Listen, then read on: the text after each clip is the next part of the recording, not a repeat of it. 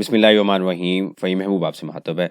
आज का जो टॉपिक है इसके अंदर एक एक्सेल की छोटी सी जो ट्रिक है वो सीखेंगे। सम टाइम जब हम डाटा एंटर कर रहे होते हैं एक्सेल में, जो कस्टमर का डाटा भी हो सकता है, वेंडर्स का भी हो सकता है, किसी भी नेचर का डाटा हो सकता है, तो हमें ये एरर मिल सकता है कि ये डाटा जो है डुप्लीकेट ना हो जाए, यानी कि डुप्लीकेट इसकी एंट्री ना हो। तो कोई डाटा एंट्री पे इनिशियल काम अगर कर रहा है या आपने किसी को काम असाइन किया या आप खुद कर रहे हैं, तो उस चीज़ को ओवरकम करने के दो तरीके हैं। एक तो हम डुप्लीकेट को हाईलाइट कर लेते हैं और एक ये है कि हम अलाउ ही नहीं करते। फॉर एग्जांपल मैंने इस सेल में लिखा है कि ये सीपीआर या डॉक्यूमेंट नंबर है 2288 है, तो मैं दोबारा ये लिखता हूँ तो मुझे एरर देगा कि नॉट अलाउ।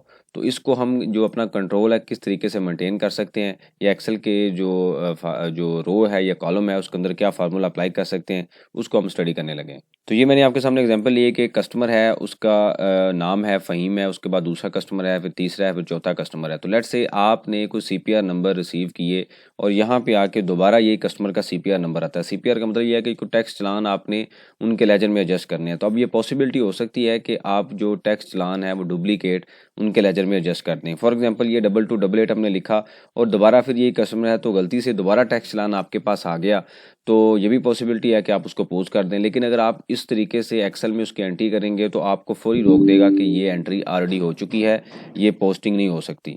तो फॉर एग्जांपल हम यहाँ पे दोबारा लिखते हैं तो ये आप देखें तो यहाँ पे ये एरर देगा। ये किस तरीके से एरर दे रहा है इसको भी हम स्टडी करने लगे हैं।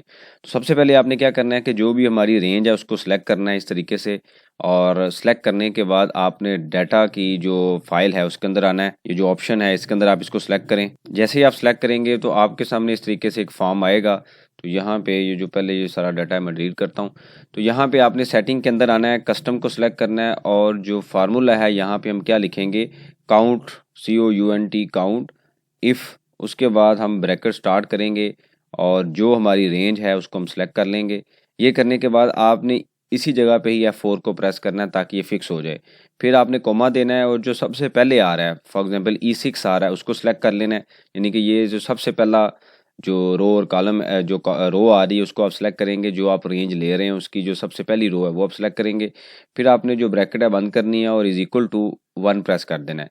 ये करने के बाद आप दोबारा अलर्ट के कॉलम में आएंगे, यानी कि एरर अलर्ट में। तो यहाँ पे टाइटल में आपने लिख देना है डुप्लीकेट और मैसेज में लिख देना है नॉट अलाउ। उसके बाद इसको आप ओके कर दें।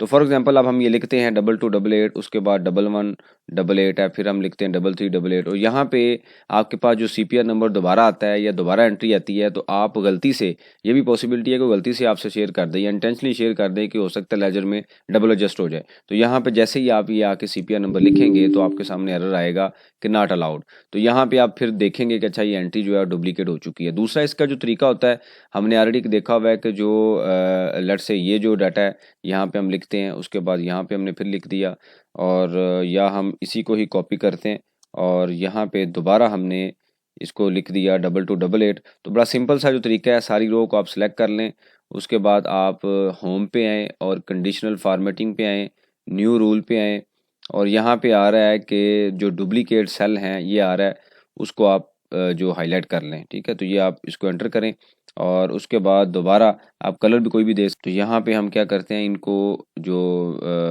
डुप्लीकेट्स हैं उसको हम कोई कलर दे देते हैं। लेट्स से हम ये वाला कलर देते हैं और उसके बाद एंटर कर दें, तो ये जो डुप्लीकेट है ये देखें हाईलाइट कर देगा। लेकिन ये आपको अलाउ करेगा एंट्री के लिए, सिर्फ डाटा हाईलाइट करेगा। तो अगर किसी वजह से जो एंट्री कर रहा है उसको अवेयरनेस नहीं है, तो आपने कंट्रोल शीट बनानी है, तो उसके लिए सबसे बेस्ट मेथड है कि डुप्लीकेट की एंट्री अलाउ ही ना हो। तो इस तरीके से बड़े ईजिली जो डाटा आप अपना कंट्रोल कर सकते हैं। थैंक यू वेरी मच, जज़ाकल्लाह।